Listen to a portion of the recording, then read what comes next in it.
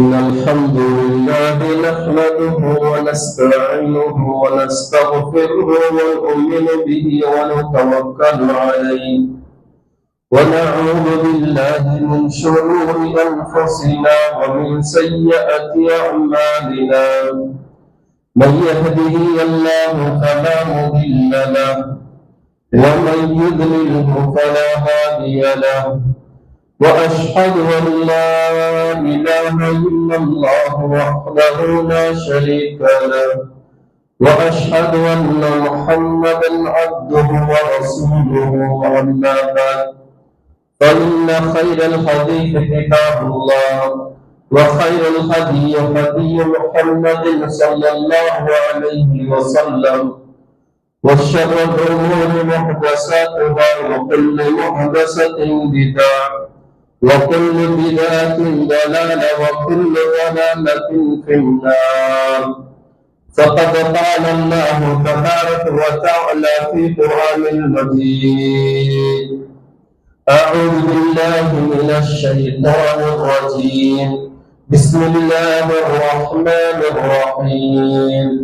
يا أيها الناس اتقوا ربكم الذي خلقكم من نفس واحدة وخلق منها زوجها وبث منهما رجالا كثيرا ونساء، واتقوا الله الذي تساءلون به والأرحام، إن الله كان عليكم رقيبا. بسم الله الرحمن الرحيم. يا أيها الذين آمنوا اتقوا الله حق تقاته ولا تموتن إلا وأنتم مسلمون. يا أيها الذين آمنوا اتقوا الله وقولوا قولا سديدا يصلح لكم أعمالكم ويغفر لكم ذنوبكم، ومن يطع الله ورسوله فقد فاز فوزا عظيما. సర్వ ప్రశంసలు సకల పొగడ్తలు సర్వలోకాలకు సృష్టికర్త పరమ పవిత్రుడు పరిశుద్ధుడైనటువంటి అల్లాహ్కు మాత్రమే శోభిస్తాయి. అల్లాహ్ ఆయన తప్ప మరొక ఆరాధ్య దేవుడు లేడు. సకల చరాచర సృష్టికి మూలాధారం అయిన ఆయన సజీవుడు, నిత్యుడు, అనంతుడు. అంతిమ దైవ ప్రవక్త ముహమ్మద్ రసూలుల్లాహ్ సల్లల్లాహు అలైహి వసల్లం వారిపై, గతించిన ప్రవక్తలందరిపై, ప్రవక్త ముహమ్మద్ సల్లల్లాహు అలైహి వసల్లం వారి కుటుంబీకులపై, ప్రవక్త సల్లల్లాహు అలైహి వసల్లం వారి ఉమ్మతుల సమస్త విశ్వాసులందరిపై అల్లాహ్ యొక్క శాంతి శుభాలు ఎల్లవేళలా కురియుగాక. ఆమీన్. సోదరులారా, అల్హమ్దులిల్లాహ్, అతి పవిత్రమైనటువంటి హజ్ మాసంలో మనము ప్రవేశించాము. లబ్బైక అల్లాహుమ్మ లబ్బైక లబ్బైక లా షరీక లక లబ్బైక ఇన్నల్ హమ్ద వన్ నిఅమత లక వల్ ముల్కు లా షరీక లక్ అనేటటువంటి దైవ నామ స్మరణతో మక్కా లోయల పరిసర ప్రాంతాలన్నీ కూడా, పర్వత కనుమలన్నీ కూడా దాసుల యొక్క కల్పియాలతో మారు రోజుపోతూ ఒక మహాదైవారాధన నడుస్తుంది. అల్లాహ్ సుబ్హానహు వ తఆలా మనందరికీ కూడా హజ్ చేసేటటువంటి స్తోమతను, సౌభాగ్యాన్ని ప్రసాదించుగాక. ఆమీన్. సోదరులారా, నేటికి 4000 సంవత్సరాల క్రితం ఒక మహనీయుడు, ప్రవక్తల పితామహుడైనటువంటి ఇబ్రాహీం అలైహిస్సలాం వారు చేసినటువంటి త్యాగాలను నేటికి కూడా మనం స్మరించుకుంటున్నామంటే అల్లాహ్ సుబ్హానహు వ తఆలా ఈ ఉమ్మతు పైన ఎంతటి అనలేని ప్రేమను చూపారో మనకు ఇప్పుడే అర్థమవుతుంది. సోదరులారా, ఇబ్రాహీం అలైహిస్సలాం వారు ఆయన ఒక మనిషి కాదు, ఆయన ఒక ఉమ్మత్, ఆయన ఒక్కడే ఒక సమాజం అని అల్లాహ్ సుబ్హానహు వ తఆలా తెలియజేశారు. అంటే మనమంతా కలిసి ఒక సమూహం అయితే ఆయన ఒక్కడే ఒక సమూహం అని అల్లాహ్ సుబ్హానహు వ తఆలా తెలియజేశారు. అంతటి వజ్ర సంకల్పం, అంతటి నిండు విశ్వాసం, అంతటి త్యాగ గుణం కలిగినటువంటి వ్యక్తి ఇబ్రాహీం అలైహిస్సలాం వారు. అల్లాహ్ సుబ్హానహు వ తఆలా ఖురాన్ గ్రంథంలో తెలియజేస్తున్నాడు, ఇద్ ఖాల లహు రబ్బుహు అస్లిమ్ ఖాల అస్లమ్తు లిరబ్బిల్ ఆలమీన్. ఓ ఇబ్రాహీం అని నేను పిలిచినప్పుడల్లా అల్లాహ్ నీ సేవ కొరకు నేను సిద్ధంగా ఉన్నానని సమాధానం ఇచ్చేవాడు ఇబ్రాహీం అలైహిస్సలాం అని అల్లాహ్ తాలా తెలియజేశారు. సోదరులారా, ఇబ్రాహీం అలైహిస్సలాం వారు చేసినటువంటి త్యాగాలు మామూలు త్యాగాలు కాదు. ఏ మానవుడు చేయలేనటువంటి త్యాగాలు ఆయన నిజ జీవితంలో చేసి చూపించారు.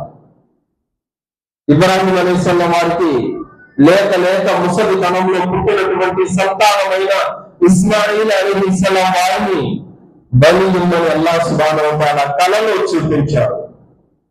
ఇబ్రాహీం అలైహిస్సలాం వారు మక్కాకు చేరుకొని బాబు చంపి, నేను నిన్ను కలలో నీ గొంతు కోస్తున్నట్లు నిన్ను అల్లాహ్ మార్గంలో జిహాద్ చేసినట్టు కలగన్నాను, మరి మీ ఉద్దేశం ఏంటని చెప్పగానే, నాన్న మీరు ఏ కళనైతే చూశారో ఆ కళను నిజం చేసి చూపించండి.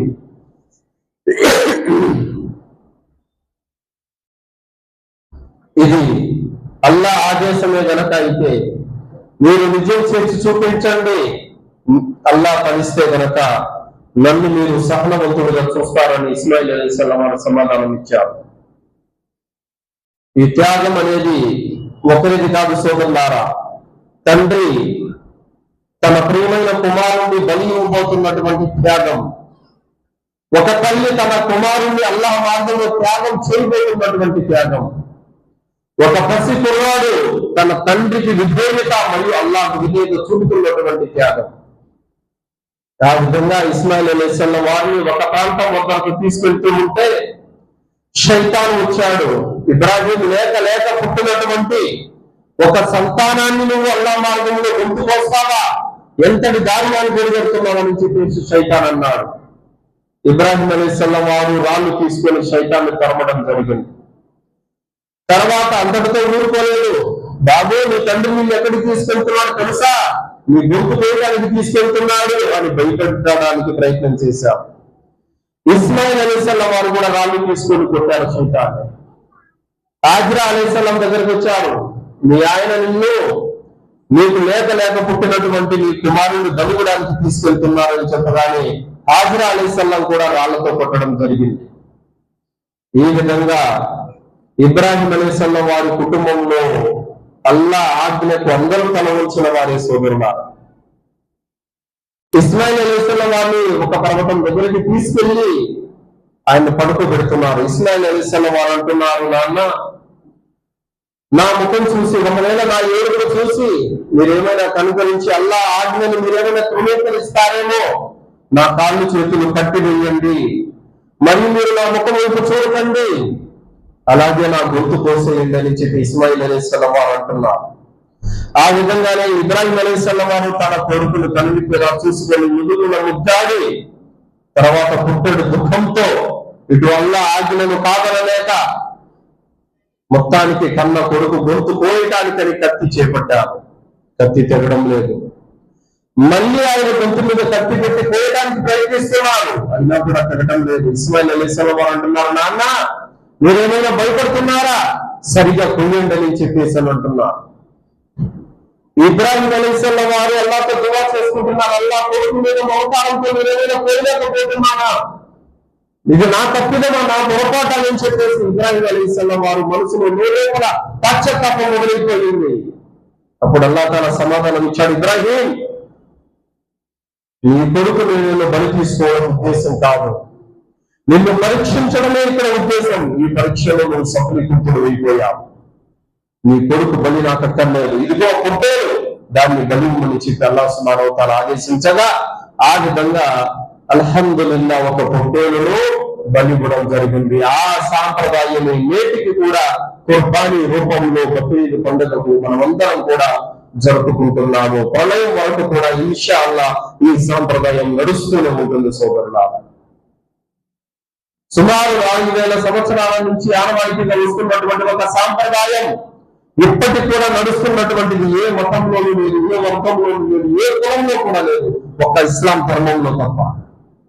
4000 సంవత్సరాల నుంచి ఏ సంవత్సరం కూడా వదలకుండా ప్రతి ఇంట్లో కుర్బానీ అవుతూనే ఉంది. అల్హమ్దులిల్లాహ్ ఆ మహనీయుడైనటువంటి ఇబ్రాహిం అలైహిస్సలాం వారి యొక్క విధానాన్ని ఇప్పటికి కూడా ముస్లింలు అనుసరిస్తూనే ఉన్నారు. అల్హమ్దులిల్లాహ్. అందుకే యూదులు అంటారు ఇబ్రాహిం మావాడే నుంచి చెప్పేసి వాళ్ళు అంటున్నారు, ఇబ్రాహిం మావాడే నుంచి చెప్పేసి క్రైస్తవులు అంటున్నారు. అల్లా ఏమంటున్నారు? ఇబ్రాహిం యూదుడు కాదు, ఇబ్రాహిం క్రైస్తవుడు కాదు, అచంచల భక్తి విశ్వాసం కలిగినటువంటి ఒక ముస్లిం. మా కేన మినల్ ముష్రికీన్, ఆయన ముష్రికులలో వాడు కాదు అని అల్లాహ్ తఆలా తెలియజేశాడు. మరి ఇబ్రాహిం మీ వాడైతే కనుక మీరెందుకు కుర్బానీ ఇవ్వట్లేదు? ఇబ్రాహిం మీ వాడైతే కనుక మీరెందుకు కుర్బానీ ఇవ్వట్లేదు? క్రైస్తవులు యూదులు వీరిద్దరు కూడా ఆత్మ పరిశీలన చేస్తారు. ఇబ్రాహిం మావాడంటున్నారు కదా, మీ వాడైతే మీరు కుర్బానీ ఇవ్వాలి కదా, ఆయన సాంప్రదాయాలు అనుసరించాలి కదా, మరి హజ్జు చేయాలి కదా, మరి ఉమ్రా చేయాలి కదా. మరి మీ వాడు ఎలా అవుతాడు? ఆయన యూదుడు కాదు, ఆయన షిర్కు చేయలేదు. క్రైస్తవుడు కాదు, ఆయన షిర్కు చేయలేదు. ముస్లిం అల్లాహ్ను ఆరాధించినటువంటి ఏక దైవారాధకుడు ఇబ్రాహిం అలైహిస్సలాం వారు. కావున ఇబ్రాహిం అలైహిస్సలాం వారు పెట్టినటువంటి ఆ సాంప్రదాయాన్ని ప్రవక్త సల్లల్లాహు అలైహి వసల్లం వారు కూడా అనుసరించారు, మనకు కూడా ఆదేశించారు. సోదరులారా, మరి ఇక్కడ ఇబ్రాహిం అలైహిస్సలాం వారు మరియు ఇస్మాయిల్ అలైహిస్సలాం వారి యొక్క జీవితంలో ఒక గొప్ప గుణపాఠం ఉంది. ఈ రోజుల్లో ప్రతి తండ్రి ప్రతి కొడుకు కూడా ఇబ్రాహిం అలైహిస్సలాం వారు ఇస్మాయిల్ అలైహిస్సలాం వారి యొక్క కథలు విని గుణపాఠం గ్రహించాల్సినటువంటి అవసరం ఎంతైనా ఉంది. ఇబ్రాహిం అలైహిస్సలాం వారు ఎప్పుడైతే నేను కలలో చూశాను నిన్ను జిబా చేస్తున్నట్లు అని చెప్పగానే తండ్రి మాటకు జవాబు మీరు ఏ కళ అయితే చూశారో ఆ కళను నిజం చేయండి చెప్పి తండ్రికి పరిపూర్ణమైనటువంటి విధేయత చూపినటువంటి వ్యక్తి ఇస్మాయిల్ అలైహిస్సలాం వారు. నాన్న నేను గొంతు కోరుతున్నాను కళలో చూశానని చెప్పగానే దాన్ని నిజం చేయండి నాన్న మీరు చెప్పినటువంటి ఉత్తమమైనటువంటి కొడుకు ఇస్మాయిల్ అలైహిస్సలాం వారు. ఈరోజు ప్రతి కుమారుడు కూడా ప్రతి కూతురు కూడా తండ్రికి ఎలా విధేయత చూపాలో ఈ వృత్తాంతాన్ని చూసి నేర్చుకోవాలి. అలాగే ఇబ్రాహిం అలైహిస్సలాం వారు ఇస్మాయిల్ అలైహిస్సలాం వారు లేని సమయంలో ఒకసారి తన ఇంటికి వెళ్ళారు. ఇస్మాయిల్ అలైహిస్సలాం వారి యొక్క సంసారం గురించి వాకాపు చేయక భార్య లేనిపోయిందని చెప్పేసింది. ఇబ్రాహిం అలైహిస్సలాం వారు పోతూ ఈ గడపను మార్చమని చెప్పారు. ఇస్మాయిల్ అలైహిస్సలాం వారికి అర్థమైపోయింది ఆమెకు విడాకులు ఇమ్మని చెప్పారని. తండ్రి మాటను గౌరవించి జవదాటకుండా భార్యకు విడాకులు ఇచ్చేశారు. అల్హమ్దులిల్లాహ్. అలాగే దాని తర్వాత కాబతుల్లా యొక్క పునాదులు లేపడానికని ఇస్మాయిల్ అలైహిస్సలాం వారిని పిలిచారు ఇబ్రాహిం అలైహిస్సలాం వారు. కాబతుల్లా యొక్క నిర్మాణం ఎలా జరిగింది? కేవలం ఇద్దరే కట్టారు, ఇబ్రాహిం అలైహిస్సలాం వారు, ఇస్మాయిల్ అలైహిస్సలాం వారు. పెద్ద పెద్ద బండరాలన్నీ కూడా ఇస్మాయిల్ అలైహిస్సలాం వారు ఎక్కడే వేశారు. తండ్రి మాటలు ఏ రోజు కూడా జవదాటలేదు ఇస్మాయిల్ అలైహిస్సలాం వారు. ప్రతి కొడుకు కూడా ఈ గుణపాఠాన్ని గుర్తించాలి. ఈ రోజు ఒక తండ్రి కొట్టుకెళ్ళి పాల ప్యాకెట్ తెమ్మంటే ఏమైనా మాటికి నాకు చెప్తావు, నేను ఎరగని చెప్పేసి చిరాకు పడేవాళ్ళు, తండ్రి మాటకు ఎదురు తిరిగే వాళ్ళు, తండ్రి మీదకి తిరగబడేటటువంటి వాళ్ళు కొడుకులు ప్రబుద్ధులు ఈరోజు ఎంతమంది ప్రపంచంలో ఉన్నారు. చూస్తున్నారు తండ్రి చెప్పిన వెంటనే తండ్రి మాటకు తల వద్ది విధేయత చూపి ప్రేమతో మసలుకునేటువంటి కొడుకులు కొడుకులు ఈరోజు ఎంతమంది ఉన్నారు. కన్న తండ్రి మీదకి చెయ్యేటటువంటి కొడుకులు, కన్న తల్లి మాటలు కూడా లెక్క చేయలేనటువంటి కొడుకులు, వీళ్ళందరూ కూడా ఇస్మాయిల్ అలైహిస్సలాం వారి జీవితాన్ని గుణపాఠాన్ని ఆదర్శంగా తీసుకోవాల్సినటువంటి అవసరం ఎంతైనా ఉంది సోదరులారా. కావున ఇబ్రాహిం అలైహిస్సలాం వారి జీవితంలో అడుగడుగునే త్యాగాలే సోదరులారా.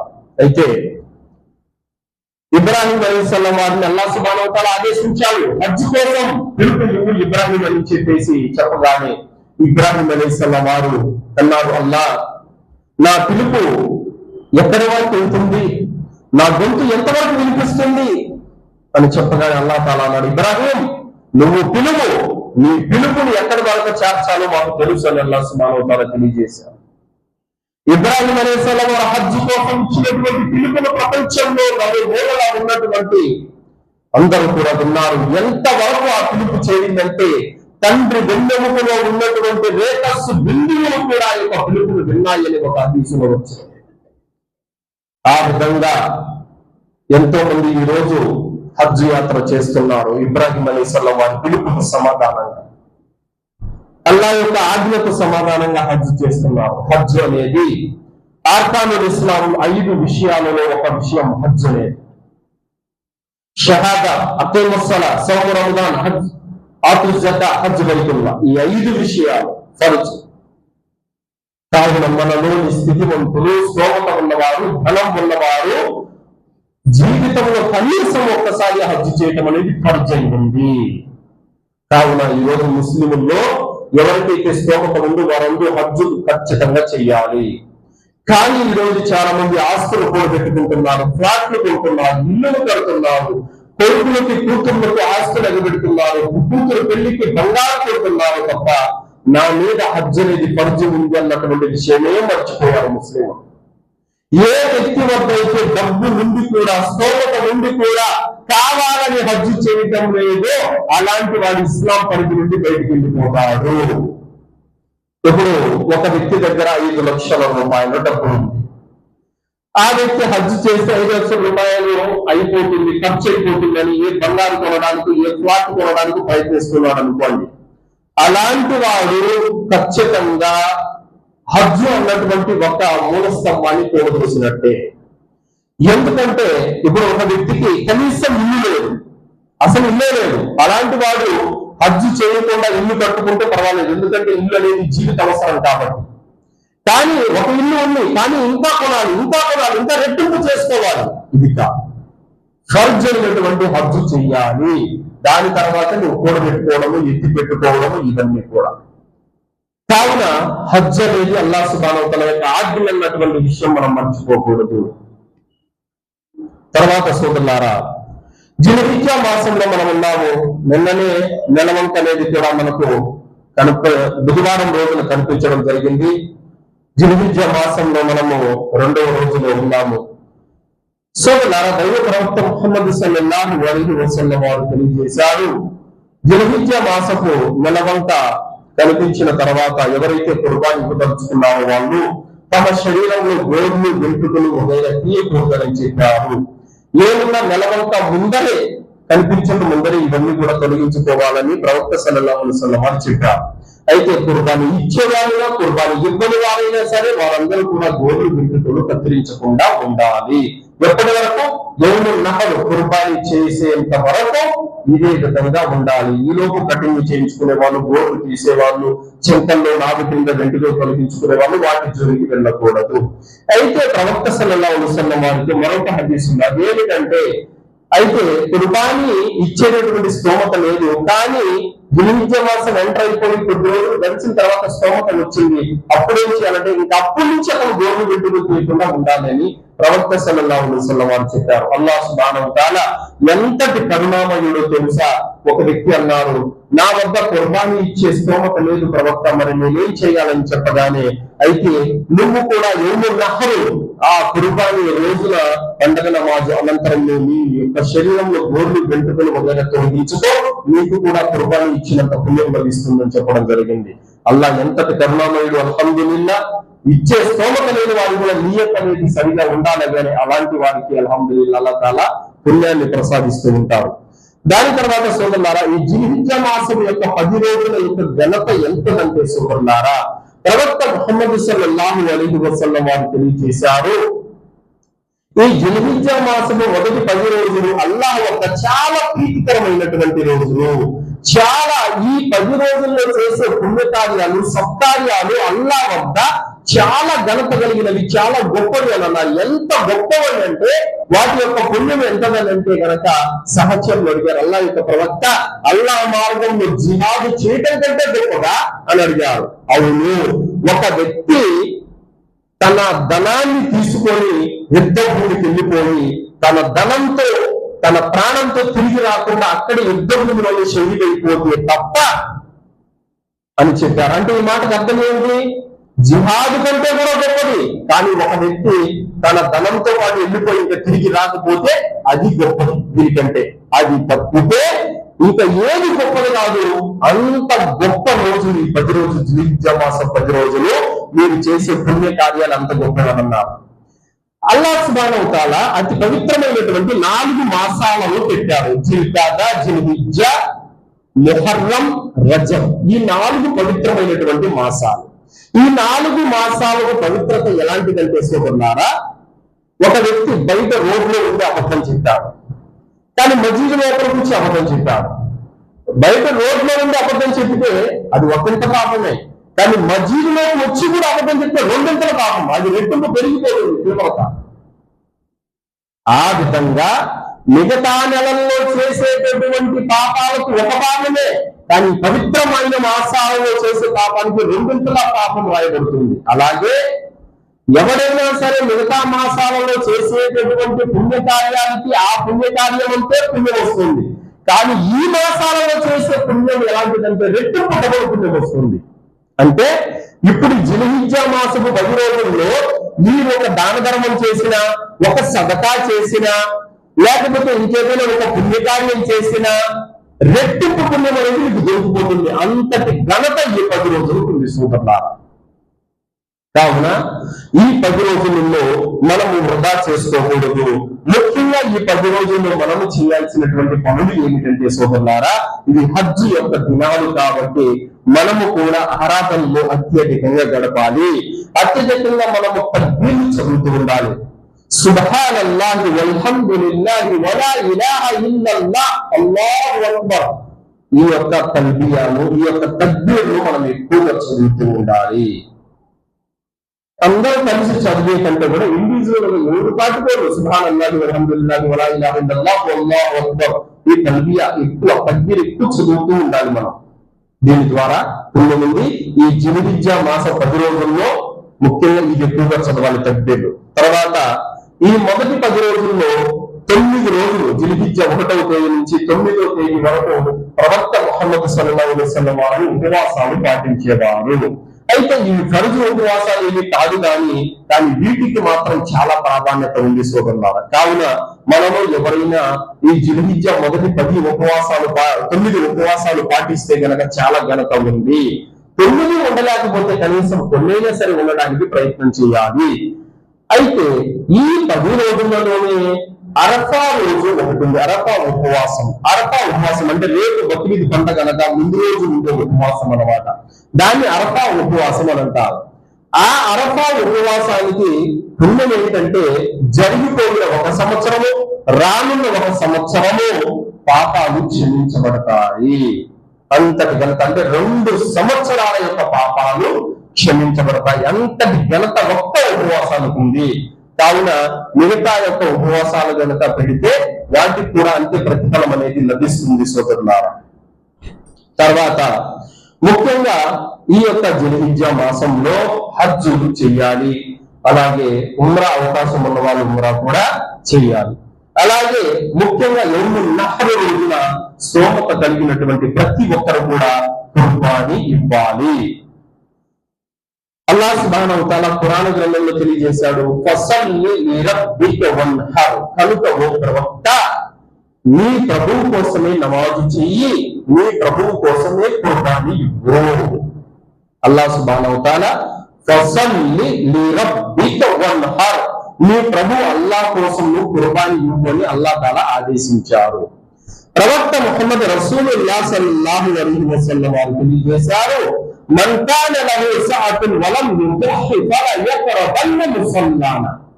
ప్రవక్త సల్లల్లాహు అలైహి వసల్లం వారు అన్నారు, ఎవరైతే స్తోమత ఉండి స్థితి ఉండి కూడా ఖుర్బానీ ఇవ్వలేదో వాళ్ళు మా ఈద్గాకు రావద్దు అని చెప్పారు. అల్లాహు అక్బర్, ఎంత పెద్ద మాట ఈ మాట. స్తోమత ఉండి కూడా ఎవరైతే ఖుర్బానీ ఇవ్వలేదో వాళ్ళు మా ఈద్గాకు రావద్దన్నారు. ఈ మాట మరో సందర్భంలో కూడా చెప్పారు. ఈదుల్ ఫిత్ర్ సందర్భంగా ఎవరైతే జకాతుల్ ఫిత్రా, సదకతుల్ ఫిత్రా దానం చేయలేదు వాళ్ళు మాతో పాటు ఈద్గాకు రావద్దు అని చెప్పారు. 2 సందర్భాలుగా ఈ మాట చెప్పారు. ఒకవేళ ఈ రోజు ప్రవక్త మన మధ్య ఉంటే గనక మనలో ఎవరైతే ఖుర్బానీ ఇవ్వలేదు వాళ్ళని ఈద్గాకు రాణించిందనే కాదు అసలు. మరి దీని యొక్క తీవ్రత ఎంతతో గుర్తుపెట్టుకోండి. ఎంత పెద్ద మాట, ఆ మాట స్థాయిలో ఒకసారి గుర్తించండి.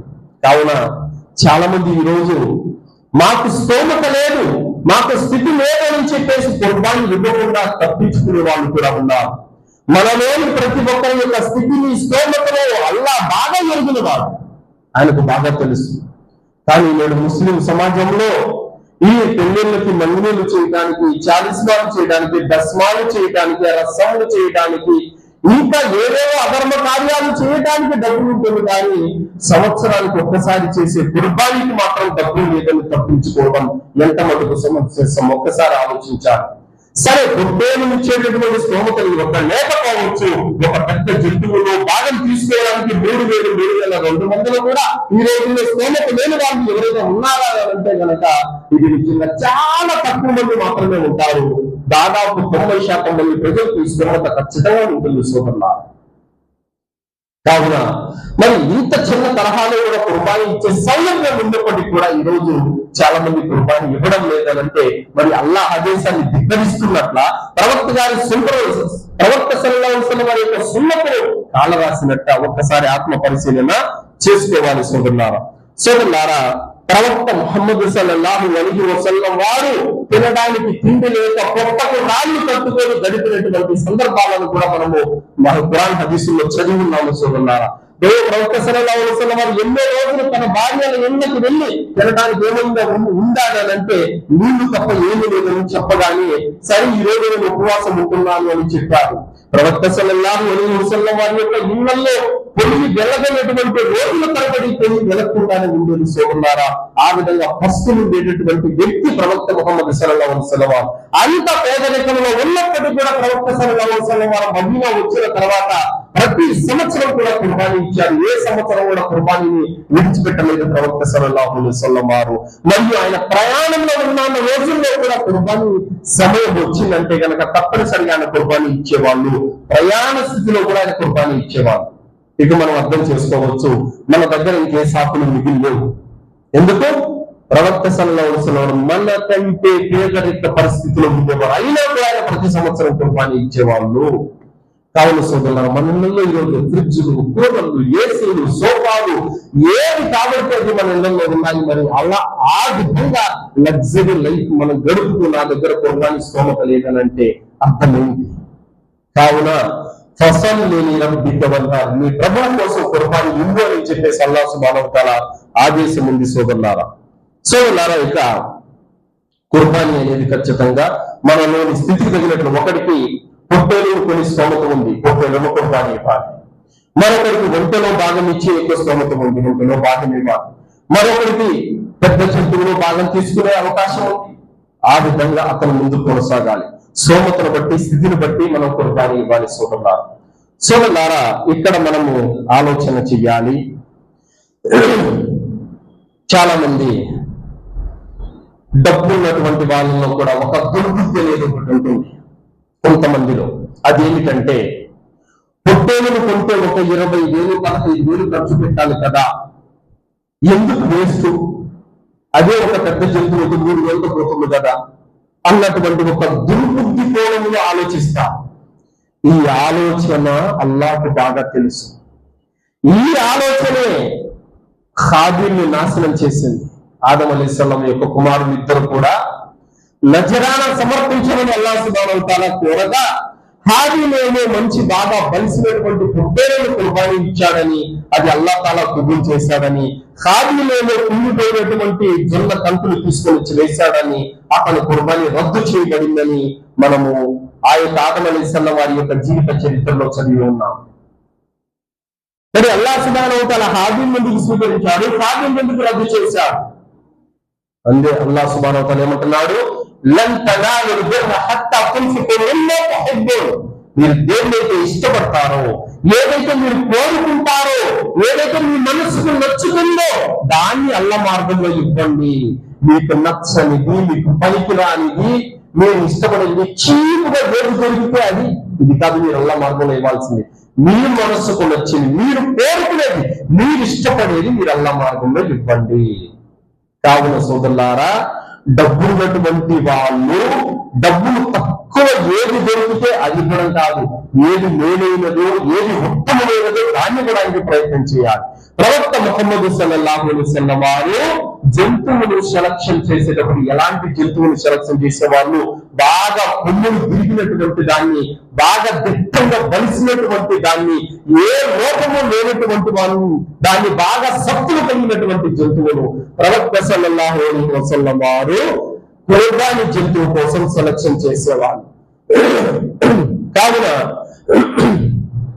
మనము కూడా ఈరోజు ధనం మనం ఒక పొట్టేలుకునే స్తోమత ఉంటే కనుక మనం అది ఉత్తమమైంది కాబట్టి దాన్ని ఇవ్వడానికి ప్రయత్నం చేయాలి. అంతేగాని 20,000 15,000 కోసి పంచి పెట్టేదే కదా, దానికి ఎందుకు డబ్బులు పోగొట్టుకోవడం అని చెప్పేసి చీపుగా ఏది దొరికితే దాని వైపులకు వెళ్తే మన సంకల్పాలను అల్లా చూసేవాడు సోదరులారా. కావున ఉత్తమమైన దాన్ని ఇవ్వాలి మనం అల్లా మార్గంలో. అలాగే ఈ యొక్క జంతువుల విషయంలో నియతు సరిగా ఉండాలి. మనం కుర్బానీ ఇచ్చేటప్పుడు నియతు సరిగా ఉండాలి. ఇదే జంతువు పోయిన సంవత్సరం నేను ఇచ్చాను, ఎలాంటి జంతువులు ఇచ్చాను అనుకున్నావు, అసలు మన ఊళ్ళో ఎవ్వరు లేదు అంత పెద్ద జంతువులు ఇచ్చాను నేను కుర్బానీ అని అంటే ఆ నియతు సరికాదు. అల్లా ఇష్టపడాలి. ఈ జంతువును నేను కుర్బానీ ఇస్తున్నాను, దీని ద్వారా అల్లా ఇష్టపడితే చాలు, అల్లా మెచ్చుకుంటే చాలు, అల్లా ఈ కార్యాన్ని పువ్వులు చేస్తే చాలు అన్నటువంటి సంకల్పం ఉండాలి తప్ప ఊరు వాళ్ళు, ఇరిగింటి వాళ్ళు, పొరిగింటి వాళ్ళు మెచ్చుకోవాలని, అబ్బో అని పొగడాలని ఈ విధమైనటువంటి సంకల్పం ఉంటే గనక అది తప్పు. అలాగే ఎవరైనా సరే కుర్బానీ పండుగ వస్తుంది ఇంకా తప్పదు ఇవ్వాలి అన్నట్టుగా బుద్ధి పెట్టి బుద్ధి పట్టక డబ్బుల మీద ప్రేమతో ఈ బలవంతపు యొక్క కుర్బానీ కూడా అల్లాకి ఇష్టం లేదు సోదరులారా. నువ్వు మనస్ఫూర్తిగా దాన్ని ఖర్చు పెడుతూ, ఇష్టపడి ఖర్చు పెడుతూ ఉత్తమమైన సంకల్పం చేసుకోవాలి. అప్పుడే అల్లాహ్ సుబ్హానహు వ తఆలా మన యొక్క కుర్బానీ కబూల్ చేస్తాడు. అల్లాహ్ తాలా ఏమంటున్నాడు, వాటి రక్తం కానీ వాటి మాంసం కానీ అల్లాహ్కు చేరదు, మీ హృదయాలలో తక్కువ మాత్రమే అల్లాహ్కు చేరుతుంది అని అల్లాహ్ తాలా తెలియజేశాడు. కావున సోదరులారా నియత మంచిదిగా ఉండాలి. అలాగే కొంతమంది కుర్బానీ ఇస్తూ ఇస్తూ అకీకా యొక్క నియత కూడా పెట్టుకుంటారు అన్నమాట. తమ కొడుకుదో తమ కూతురుదో అకీకా నియత పెట్టుకుంటారు. ఇది తప్పు. ఎందుకనంటే కుర్బానీ యొక్క నియత వేరుండాలి, అకీకా యొక్క నియత వేరుండాలి. అకీకా అనేది బిడ్డ పుట్టిన 7వ రోజున చేసేది. నువ్వు ఎప్పుడు కుర్బానీ ఇస్తే అప్పుడు దాంట్లో దీంట్లో కలిపేస్తే 2 కలిసి వచ్చాయని చెప్పేసి అనుకుంటే అది తప్పు అవుతుంది. కావున కుర్బానీలో అకీకా నియత పనికిరాదు. అలా దానికి వేరే జంతువు కావాలి, దీనికి వేరే జంతువు కావాలి. 2 నియతులు ఒకే జంతువు మీద చెల్లదు. అలాగే సోదరులారా కుర్బానీ యొక్క జంతువు హలాల్ సంపాదనతో కూడినదై కొని ఉండాలి. చాలా మంది హరాం సంపాదనతో వడ్డీ వ్యాపారస్తులు వడ్డీ ద్వారా పేదల యొక్క నడ్డి నుంచి లాక్కొని పీక్కొని వాడిని బెదిరించి బాధ పెట్టి కొట్టి ఆ విధమైనటువంటి అధర్మ సంపాదనతో ఎవరైనా కుర్బానీ ఇస్తే ఆ కుర్బానీ చెల్లదు. అలాగే చాలా మంది వాళ్ళ నెత్తుల టోపి వీళ్ళ నెత్తుల వాళ్ళ నెత్తులు పెట్టేసి చాలా మోసాలు చేసి లూటీలు చేసి ఈ కమిషన్లంతా ఇవి ఏదో లూటీలు చేసి సంపాదించి ఉంటారు. అలాంటి సంపాదనతో కూడా కుర్బానీ జంతువు కొన్నా కూడా అది నెరవేరదు. అలాగే ఎవరైనా జూదమాడి సంపాదించినటువంటి డబ్బుతో కూడా కుర్బానీ జంతువులు కొన్నా కూడా అది చెల్లదు. హరాం సంపాదనతో కూడుకున్న ఏ సంపాదన అయినా సరే అలాంటి యొక్క సంపాదనతో కొన్నటువంటి కుర్బానీ అల్లాహ్ వద్ద చెల్లదు. ధర్మ సమ్మతమైనటువంటి హలాల్ సంపాదనతో కూడినదై ఉండాలి. సోదరులారా హలాల్ సంపాదనతో మనం గనక స్థితి ఉన్నా లేకపోయినా కూడా మనం గనక హలాల్ మార్గంలో కుర్బానీ ఇచ్చినట్లయితే మన జీవితంలో బరకత్ ఉంటుంది. దీనికి లాజికల్ గా ఒక పాయింట్ మీకు చెప్తాను. పంది ఒకే కానుపులో చాలా పిల్లల్ని కంటుంది, కానీ మనకు పందుల యొక్క వృద్ధి కనపడుతుందా? కనపడట్లేదు. కుక్క కూడా ఒకే కానుపులో 4 పిల్లల్ని కంటుంది, అయినా కూడా కుక్కలు విపరీతమైనటువంటి వృద్ధి కనబడుతుందా? లేదు. కానీ గొర్రె మేకలు ఏదైతే ఉన్నాయి ఇవి సంవత్సరానికి ఒక పిల్లనే కంటుంది, అయినా కూడా ఎంతమంది కోట్ల మంది ప్రజలు మటన్ తింటున్నారు. ఎక్కడ కూడా గొర్రెలు మేకలు కొరకు వస్తున్నాయా? రావడం లేదు. ఎందుకంటే ఇదే బర్కత్ అంటే. కావున సోదరులారా మన సంపాదనలో కూడా బర్కత్ రావాలనంటే అల్హమ్దులిల్లా మనం ఇష్టపడి అల్లా మార్గంలో ఉన్న స్థితిలో లేని స్థితిలో, అందుకే అల్లా అన్నారు కదా మీ కలిగిలోనూ లేనిలోను ఉన్నప్పుడు లేనప్పుడు కూడా ఖర్చు చేయండి, అప్పుడు బరకత్ వస్తుంది. కావున సోదరులారా మన యొక్క సంపాదనలో బరకత్ వస్తుంది మనం ఇష్టపడి అల్లా మార్గంలో ఖర్చు పెట్టినట్లయితే కనుక సోదరులారా. అలాగే చనిపోయినటువంటి వారి పేరు మీదుగా కుర్బానీ ఇస్తూ ఉంటారు చాలా మంది. మరణించిన అంటే బ్రతికి ఉన్న వారి పేరు మీదుగా కాకుండా మరణించిన వారి పేరు మీదుగా కుర్బానీ ఇస్తూ ఉంటారు. ఇది దైవ ప్రవక్త గారి యొక్క సాంప్రదాయం కాదు. బ్రతికి ఉన్న వారి పేరు మీదుగా కుర్బానీ వాజిబ్ ఉంది, కానీ చనిపోయిన వారి పేరు మీదుగా కుర్బానీ వాజిబ్ కాదు. అయితే మీరు ఏదైతే ఒక జంతువును కుర్బానీ ఇస్తున్నారో ఆ జంతువులో మీ ఇంట్లో ఉన్న చిన్న పెద్ద ఆడ మగ చనిపోయిన వారు బతుకున్న వారు అందరికీ అది వర్తిస్తుంది, అదే సరిపోతుంది. ప్రత్యేకంగా మీరు చనిపోయిన వారి పేరు మీదుగా పోయటం అనేది ఈ దైవ ప్రవక్త గారి సాంప్రదాయానికి విరుద్ధం. ఎందుకనంటే ప్రవక్త ముహమ్మద్ సల్లల్లాహు అలైహి వసల్లం వారు బ్రతికి ఉండగానే తన భార్య ఖదీజా రలియల్లాహు అన్హా వారు చనిపోయారు, తన కూతురు జైనబ్ రలియల్లాహు అన్హా చనిపోయారు, కుల్సుమ్ చనిపోయారు, రుకయ్య కూడా చనిపోయారు. చనిపోయినటువంటి తన కొడుకుల పేరు మీదుగా అబ్దుల్లా కాసిం కూడా ఇబ్రాహీం కూడా చనిపోయారు. తన కుమారులు చనిపోయిన తన కుమారుల పేరు మీద కానీ, చనిపోయిన తన కూతుర్ల పేరు మీద కానీ, చనిపోయిన తన భార్య పేరు మీద కానీ ప్రవక్తగా ఎప్పుడు కూడా కుర్బానీ ఇవ్వలేదు. ఆరే ముహమ్మద్ అని చెప్పి కుర్బానీ ఇచ్చారు. అంటే ముహమ్మద్ సల్లల్లాహు అలైహి వసల్లం యొక్క కుటుంబీకుల తరపున, అంటే చనిపోయిన మీ నాన్న మీ కుటుంబం వస్తాడా రాడా? వస్తాడు. ఇలా మీ నాన్న కూడా వర్తిస్తాడు. కానీ మీ పేరు మీదుగా ఇవ్వకుండా మీ నాన్న పేరు మీదుగా ఇస్తే ఇది పద్ధతి కాదు. ఇది దైవ ప్రవక్త సాంప్రదాయానికి విరుద్ధమైపోతుంది. మరికొంతమంది చేస్తూ ఉంటారు, ఈ సంవత్సరం మా అమ్మ పేరుతో కుర్బానీ, వచ్చే సంవత్సరం మా నాన్న పేరుతో, దాని తర్వాత నా పేరుతో, దాని తర్వాత నా భార్య పేరుతో. ఇది కూడా లేదు. ఒకే పొయ్యి మీద వండుకు తింటున్నటువంటి ఒక ఉమ్మడి కుటుంబం 100 మంది ఉన్న ఒక పొట్టేనే సరిపోతుంది, ఒక జంతువులో భాగమే సరిపోతుంది. అయితే అన్నదమ్ములు పొయ్యిలు డివైడ్ అయిపోయారు. ఆయన వంట వేరు, వీళ్ళ వంట వేరు. అప్పుడు ఇద్దరు 2 కుర్బానీలు ఇవ్వాల్సి ఉండాలి.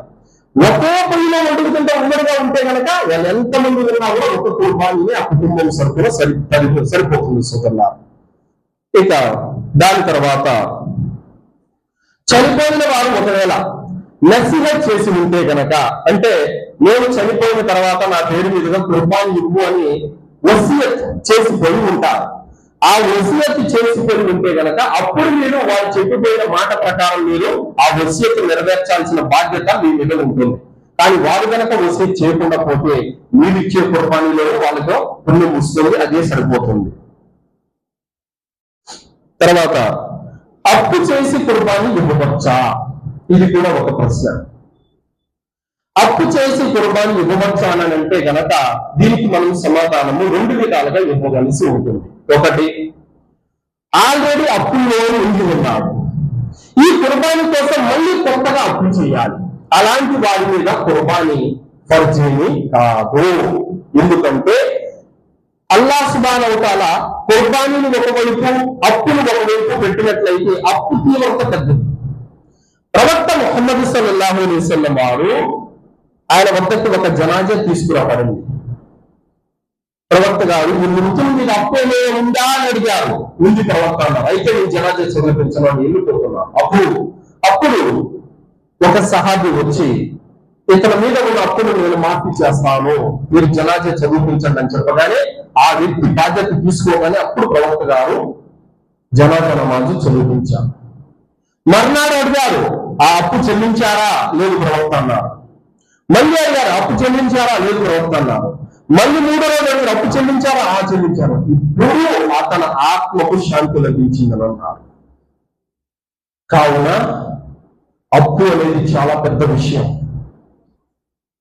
ఇతరులకు అప్పు పడి ఉంటే కుర్బానీ ఇవ్వడం ముఖ్యమా, అప్పు తీర్చడం ముఖ్యమా అంటే అప్పు తీర్చడమే పెద్దది, అదే ముఖ్యం.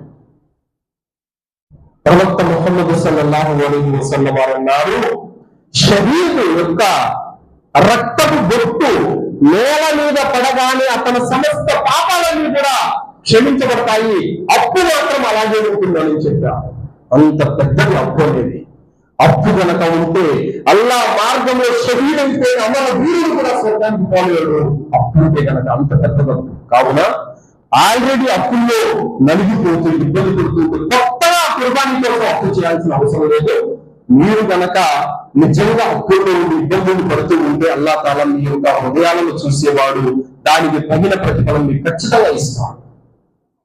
అయితే ఇంకా 2వ రకం ఇదేమిటంటే, ప్రస్తుతానికి డబ్బు లేదు కానీ ఈ నెల 1వ తేదీకి శాలరీ వస్తుంది, ఆ శాలరీ రాగానే అప్పు తీర్చగలరు. అలాంటి వారు అప్పు చేసి కుర్బానీ ఇవ్వచ్చు, తమ శాలరీ రాగానే అప్పు తీర్చవచ్చు. ఇలాంటి వారికి అనుమతి ఉంది.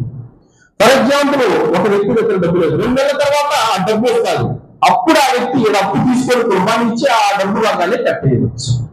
ఈ విధమైనటువంటి వెసులుబాటు ఉంది. కావున ఈ 2 రకాలను మనము ఎందులో ఉన్నామన్నటువంటిది అది మన స్థితి, మన స్తోమతకు తగ్గినట్టుగా మనకు తెలుసు.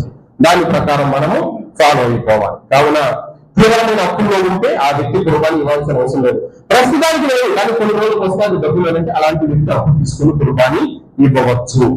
ఇక దాని తర్వాత కుర్బానీ మాంసం పంచేటటువంటి విధానం ఇదేంటంటే కనుక చాలా మంది కుర్బానీ మాంసం పంచే విషయంలో తప్పులు చేస్తూ ఉంటారు చాలా మంది.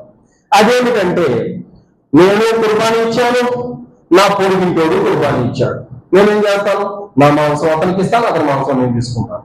ఇది సరికాదు. ఎవరైతే మన పేటలు, మన వీధుల్లో, మన ప్రాంతాలలో పేదవారు ఉన్నారు, తినలేని స్తోమత కొనలేనటువంటి పరిస్థితిలో ఉన్నారో అలాంటి వారిని వెతికి కుర్బానీ మాంసం ఇవ్వాలి. అత్యధికంగా పేదవాళ్ళకి ఇవ్వాలి. అయితే చాలా మంది బంధువుల హక్కు ఉంది కదా, అంటే బంధువులు పేదవాళ్ళు ఉంటే ఇవ్వే, వాళ్ళు కూడా కుర్బానీ ఇచ్చి ఉంటే కనుక వాళ్ళకి ఇవ్వాల్సిన అవసరం లేదు. ఎవరైతే ఇవ్వలేదు వాళ్ళకి ఇచ్చే. కావున ఇక్కడ ముఖ్యంగా ప్రవక్త సల్లల్లాహు అలైహి వసల్లం వారు మదీనాలో పేదవాళ్ళని వెతికి కుర్బానీ మాంసం ఇచ్చేవాళ్ళు. ఆయిషా ఇంకేమైనా మిగిలి ఉండే మాంసం ఉన్నారు, ఒక తోడ తప్ప ఇంకేమైనా ప్రవక్తలు ఉన్నారు, అమ్మ ఆయిషా రలియల్లాహు అన్హా. అప్పుడు ప్రవక్త సల్లల్లాహు అలైహి వసల్లం అన్నారు, ఆయిషా తొడ మాత్రమే మిగిలి ఉంది, మిగతా అంతా మిగిలి ఉంది, తొడ మాత్రం అయిపోయింది అన్నారు. ప్రవక్త మీ మాటలు అంతా నాకు అర్థం కావడం లేదన్నారు. ఏదైతే తొడ మన కోసం తినడానికి పెట్టి ఉన్నామో అది మనది కాదు, ఏదైతే పనిచేసామో అది పుణ్యం రూపంలో భద్రంగా ఉంది అల్లా దగ్గర అని చెప్పారు. కావున పెద్దల్లో స్వామి చెప్పారు, మంచోని బుద్ధి మాంసం దగ్గర, చంద్రుని బుద్ధి చేపల దగ్గర తెలిసిపోతుందని చెప్పేసి. అలాగా మాంసం వినడానికి చాలా మంది బుద్ధి పట్టక కొంతమంది ఎక్కువగా ఎత్తిపెట్టుకోవడానికి ప్రయత్నం చేస్తారు. ఎత్తి పెట్టుకోండి పర్వాలేదు, కానీ కొంతైనా పేదలకు చేర్చండి. ఇక దాని తర్వాత పంచేటటువంటి విషయంలో కూడా ఏంటి, ఆ జంతువులో బాగా మనం ఇష్టపడేది ఆ జంతువులు కోస్తాం. గుండెకాయ తినడానికి మనం తీసుకుంటాం, ఇంకా కిడ్నీలు తినడానికి మనం తీసుకుంటాం, ఇంకా మంచి మూల ఎముకలన్నీ పక్కన పెట్టేసుకుంటాము. ఏదైతే దాని తర్వాత ఆ బర్రెముకలు అది ఏదన్నా ఉంటుంది దాన్ని పేదలకు ఇస్తాం. ఇది తప్పు సోదరులారా. మనము తినటానికి ఇష్టపడేది, మనము తొడగటానికి ఇష్టపడేది, మనం ఉపయోగించుకోవడానికి ఏదైతే ఇష్టపడుతున్నామో అది అల్లాహ్ కోసం ఖర్చు పెట్టాలి. ఇందాక చెప్పాను కదా, లన్ తనాలుల్ బిర్ర హత్తా తుంఫికు మిమ్మా తుహిబ్బూన్. మీరు ఇష్టపడే ప్రియాతిప్రియమైన వస్తువులను తీసి మీరు అల్లాహ్ మార్గంలో ఖర్చు పెట్టడంతో వరకు మీరు మోమిన్లు కాలేరు అని అల్లాహ్ తాలా చెప్పారు. కావున మనము దేన్నైతే ఇష్టపడతామో దాన్ని మనం అల్లాహ్ కోసం ఖర్చు పెట్టాలి సోదరులారా. ఇప్పుడు ఫర్ ఎగ్జాంపుల్ మీ ఇంటి ముందుకు వచ్చి ఎవరైనా సరే అయ్యా ఒక జత బట్టలు ఇవ్వండి అని అనగానే మీరు అంతా మనం ఇచ్చేసి ఏది ఇస్తాము, ఏ చుట్టూ ఇస్తాము, ఏదైతే మనకు అక్కర్లేదు, ఏదైతే బాగా వాడి చిరాకు ఇచ్చేసి ఉంటాడు, పనికిరాదు, వేస్ట్ గా ఉంటుంది, దాన్ని తీసుకెళ్లి ఇస్తాను తప్ప మనకు నచ్చిన రంగు చుంప, మనం ఇష్టపడేటటువంటి దాన్ని బెస్ట్ అయిన దాన్ని తీసి ఇస్తామా? ఇవ్వగలిగితే కనుక నువ్వు మోమిన్ లక్షణంలో ఉన్నట్టే. నువ్వు ఇవ్వగలిగే లక్షణం గుణంలో ఉంటే నువ్వు మోమిన్లో ఉన్నట్టే. ఏది బుద్ధి పట్టట్లేదు, పనికిరాలు ఇస్తున్నామంటే ఆ మోమిన్ పేరులో మీరు లేనట్టే లెక్క. కావున మూలముకులు, గుండెకాయ బాగా పనిచేసేటన్ని మనం సపరేట్ తీసుకొని పనికిరాలు ఇచ్చేస్తే లాభం లేదు సోదరులారా. మాంసం తీసుకునేప్పుడు అంతా కలగలిపి కొంత భాగం పేదలకు ఇచ్చి కొంత భాగం నువ్వు తినాలి. అలాగే మౌసాబ్ వచ్చే హలాల్ చేయాలా? పల్లెల్లో చాలా చోట్ల ఇదే నడుస్తుంది. నేను ఒక చోట ఈదుల్ అజ్హా ప్రసంగం ఇవ్వడానికి వెళ్ళాను.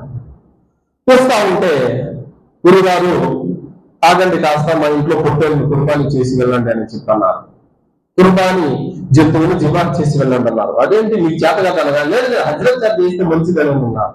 హజ్రత్ వచ్చి చేస్తే మంచిదా?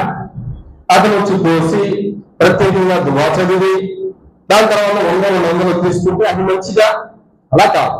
మౌల్ సాబు వచ్చే కుర్బానీ చెయ్యాలి, మౌల్ సాబు వచ్చే జంతువులు జిబాత్ చేయాలన్న రూల్ ఏమి ఇస్లాంలో లేదు. లా ఇలాహా ఇల్లల్లాహ్ ముహమ్మద్ రసూలుల్లాహ్ కల్మా పలికినటువంటి ప్రతి ముస్లిం స్త్రీ, ప్రతి ముస్లిం పురుషుడు మీద కూడా ఈ యొక్క జిబా చేయడం అనేది హలాలుగా ఉంది, ధర్మసమ్మతమై ఉంది. ఎవరైనా కూడా చెయ్యవచ్చు. ఇంటి స్త్రీ కుర్బానీ చేయవచ్చా? అవును చేయవచ్చు, ఎలాంటి అభ్యంతరము లేదు.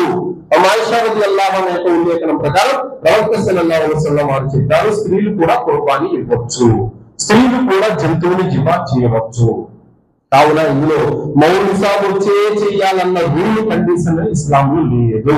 కావున సోదరులారా, ఈ విధమైనటువంటి ఈ కుర్బానికి సంబంధించినటువంటి అనేక విషయాలు అంశాలు మనము చెప్పుకుంటూ పోతే చాలా విషయాలు ఉన్నాయి. కావున ఈ కుర్బానీ అనేది అల్లాహ్ యొక్క ఆదేశము. మనలోని స్థితివంతులు స్తోమత కలిగిన ప్రతి ఒక్కరు కూడా కుర్బానీ తప్పనిసరిగా ఇవ్వాలి. స్తోమత లేక అప్పులతో ఇబ్బంది పడుతూ ఉంటే అలాంటి వారు కుర్బానీ ఇవ్వాల్సినటువంటి, మళ్ళీ కొత్తగా అప్పు చేసి కుర్బానీ ఇవ్వాల్సినటువంటి అవసరం లేదు. కావున చిత్తశుద్ధితో మంచి సంకల్పంతో మనం కుర్బానీ ఇచ్చినట్లయితే ఆ ఏ జంతువులైతే మనం కుర్బానీ ఇచ్చామో ఆ జంతువుల యొక్క తీర్పు చేయడం అల్లాహ్ దగ్గర సాక్ష్యం ఇస్తుంది. ఆ జంతువు శరీరం మీద ఉన్న ప్రతి వెంట్రుకు బదులుగా మనకు పుణ్యం వస్తుంది. సోదరులారా, ఆ జంతువు రక్తం కింద పడిన వెంటనే మన కుర్బానీ స్వీకరించబడుతుంది. మనం కొనే జంతువు హలాల్ సంపాదనతో అయి ఉంటే గనక అల్హమ్దులిల్లాహ్ అంతటి పుణ్యం అనేది అల్లాహ్ వద్ద ఉంది. ప్రవక్త సల్లల్లాహు అలైహి వసల్లం వారు అన్నారు, అల్లాహ్ కోసం చేసే ఇబాదతులు అన్నిటికంటే అతి పెద్ద ఇబాదతు కుర్బానీ అని చెప్పారు. కావున ఏ విధంగా మనము నమాజు, మనము ఉపవాసాలు, హజ్జు, ఉమ్రా, దాన ధర్మాలు చేస్తున్నాము, ఆ విధమైనటువంటి ఆరాధనే ఈ కుర్బానీ కూడా. కుర్బానీ అనేది అల్లాహ్కు చేసి అతి ఉత్తమమైనటువంటి ఆరాధన. ఈ ఆరాధనలు చూసి చూసి మన చేతుల పోగొట్టుకోవడము నిజంగా ఇది మన దౌర్భాగ్యం అవుతుంది. సంవత్సరానికి ఒక్కసారి వచ్చేటువంటి ఈ కుర్బానీ యొక్క ఆదేశాన్ని మనలోని ప్రతి ఒక్కరు కూడా నెరవేర్చాలి. అల్లాహ్తో దువా చేస్తూ ముగిస్తున్నాను. విన్నటువంటి విషయాలపైన సదాచరణ చేసే సద్బుద్ధిని అల్లాహ్ మనందరికీ ప్రసాదించుగాక. అల్లాహ్ సుబ్హానహు వ తఆలా కోసం కుర్బానీ ఇచ్చేటటువంటి స్తోమతను, భాగ్యాన్ని అల్లాహ్ మనందరికీ ప్రసాదించుగాక. ఈ హజ్ మాసంలో అల్లాహ్ తఆలా మన యొక్క పాపాలను, తప్పులను మన్నించుగాక. అల్లాహ్ మనపై కరుణ చూపుగాక. అల్లాహ్ తఆలా మనల్ని కబర్ శిక్ష నుండి రక్షించుగాక. అల్లాహ్ మనల్ని జహన్నము నుండి కాపాడుగాక. అల్లాహ్ మనకు జన్నతులో ఉన్నతమైన దర్జాలను ప్రసాదించుగాక. స్వచ్ఛమైన తౌహీదుపై జీవితం గడిపే భాగ్యాన్ని ప్రసాదించుగాక. ఆమీన్. వాఖిరు దఅవానా అల్హమ్దులిల్లాహి రబ్బిల్ ఆలమీన్. బారకల్లాహు లనా వ లకుమ్ ఫిల్ ఖురానిల్ అజీమ్ వస్తగ్ఫిరుల్లాహి వ లిసాయిరిల్ ముస్లిమీన్ ఇన్నహు తఆలా జవాదుల్ కరీం.